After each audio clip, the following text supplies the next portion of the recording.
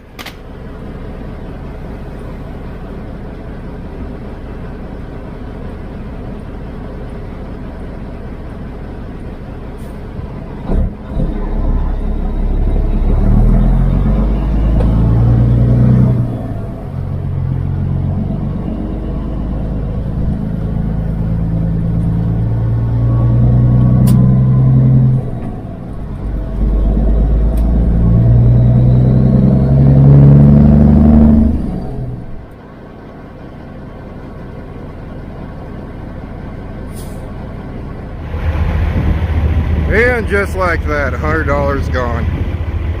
I kind of like him though. Opie's worth it. We're gonna try out some of that new wet dog food. I'm gonna mix it with his new dog food. I still did buy his treats though, so he should be a happy boy. The rope, on the other hand, is for Jax, my other German Shepherd back home, and Troy, my son, because they love to play tug of war, and unfortunately they lost their rope. So Jax and Troy will be able to play tug of war. Opie's not a big tug of war fan. He give him that big red ball that we have at the house, and he is a happy camper, and I don't need to give him anything else except for food. He likes food. I got a kick out of that fat dog canned dog food, because both me and Opie, we are getting rather round. Whew.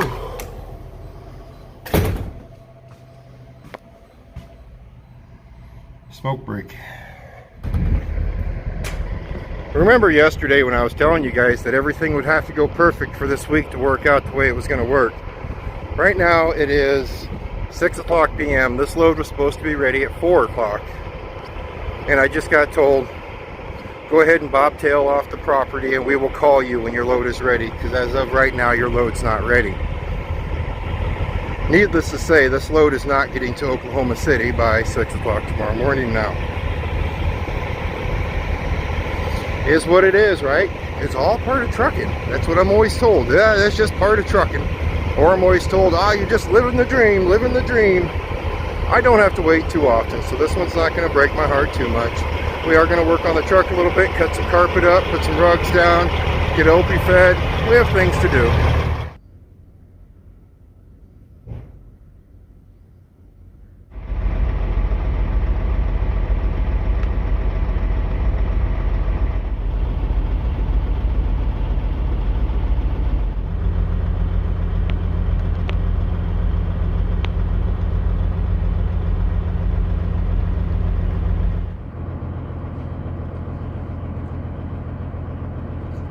Well, now that we got all of our dash lights working, and I wasted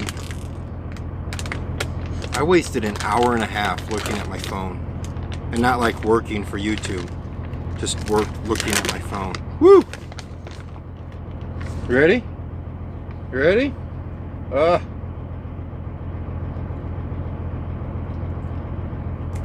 we're gonna try the whole dog food thing though, that wet dog food that we were talking about earlier. Chicken formula on the move. Okay, here we go.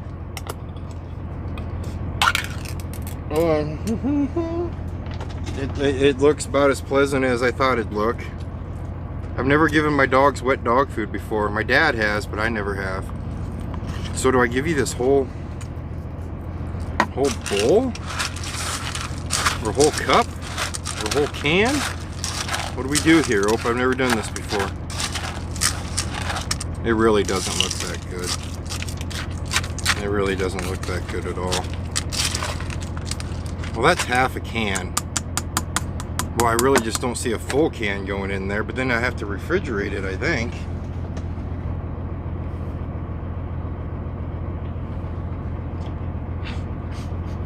He smells it. And to just think, Opie, I was thinking about getting you a taller bowl, because I don't like how you have to bend over so much to get to that bowl. But here you do this very fashionable, butt on the bed, head down, eating still.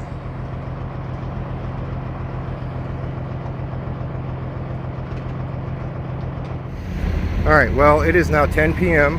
and we are going to take another crack at picking up our trailer. They said it was ready. Fingers crossed, alright?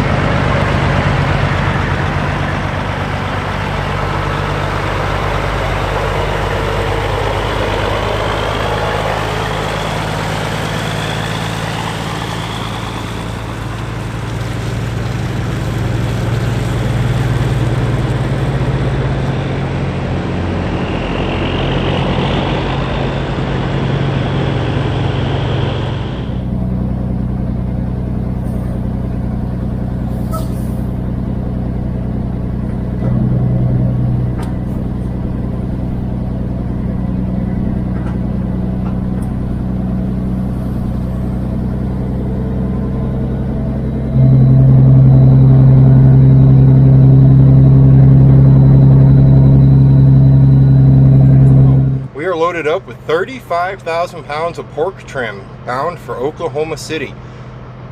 This is the lightest load I've ever hauled out of here. It may have taken a little bit longer than expected. We do some waiting every once in a while. It is the whole trucking thing, the whole trucking world, I guess you could say. There was a gentleman inside the office that's from California. He was telling me, he asked me how long it usually takes here. And I said, well, I do a drop and hook situation, but I've heard guys tell me anywhere from an hour to about 8 hours, you know. It just matters how you guys usually leave in the comments. And he goes, well, that's not too bad at all, man. I'm used to 10, 12 hours of wait. That is the problem with the shipping chain right now. You've got to get rid of the wait for the truckers. There's not a trucker shortage. There's none of that stuff. It's, you got to get that weight gone. That's all there is to it. When that weight is gone, everything will start moving smoothly again. But until that weight is gone, there's nothing we can do about it.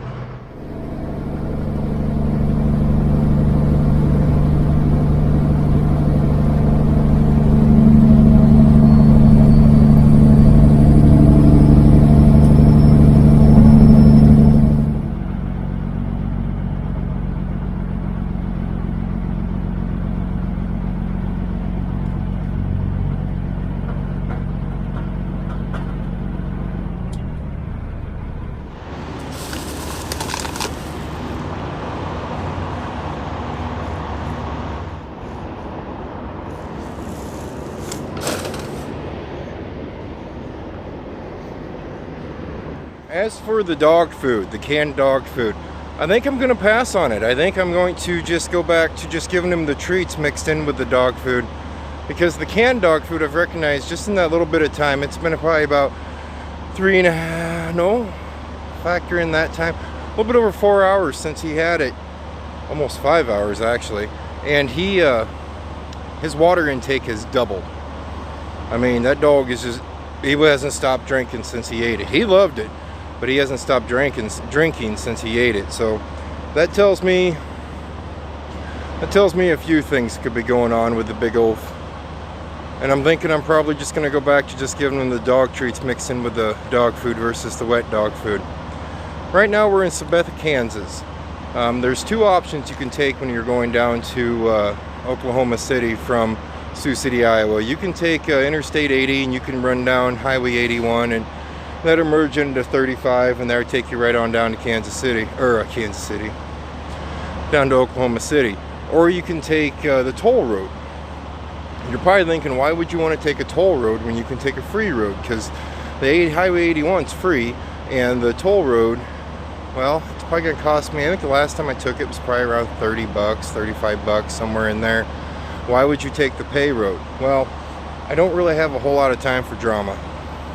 And on the other road, there's 3 weigh stations. And we are perfectly legal. I told you guys earlier, it's only 35,000 pounds, which is half of nothing on this. Usually on these pork loads. Usually these pork loads are just pushing the weight limit right up to the line. But you never know. You know, you could pull into a scale and they could be in a really good mood and buzz you by. They can see a nice, clean, older truck, pull it in. They can see a brand spanking new truck, pull it in. They can see a truck that looks like it hasn't been washed in 12 years and it's all beat to crap, oil all over it, and not pull it in. So you never know what the scale houses are going to do. So if we ran the other route that was not a toll road, there are 3 scales on that road. And I really just don't have time for drama tonight. I want to get as far as I can because we're obviously not going to make the 6 o'clock in the morning appointment time, but at least I want to get as close as I can before I run out of time and run out of go-go juice, and I want to just stop for the night. No time for drama. That's a cute way to put it, isn't it? Oh, don't eat that.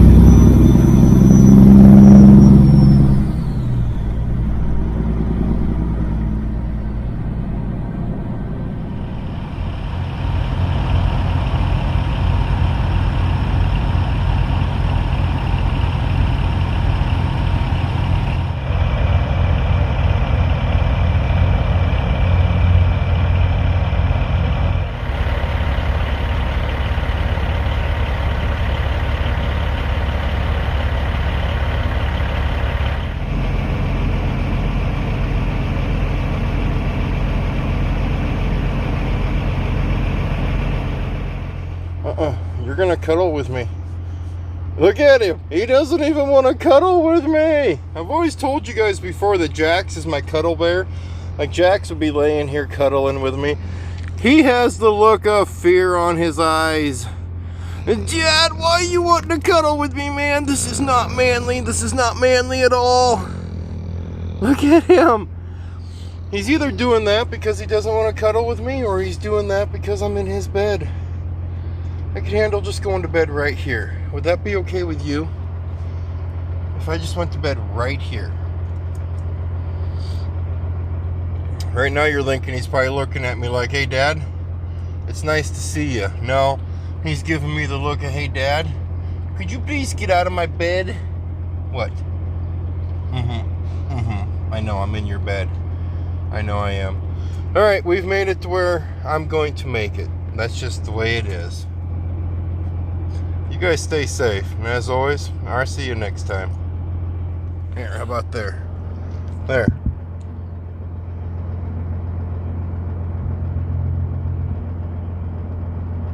Is there any chance you're gonna lay down and like cuddle a little bit at least?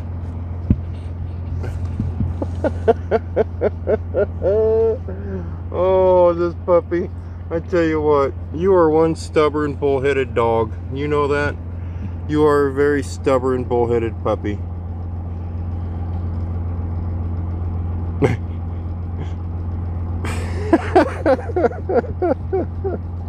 Okay, I'll leave you alone now. Alright, I'll get out of your bed. I promise. I'm sorry that I was in your bed. Now I can't get up. Now what do we do? Wait, caramba. Okay.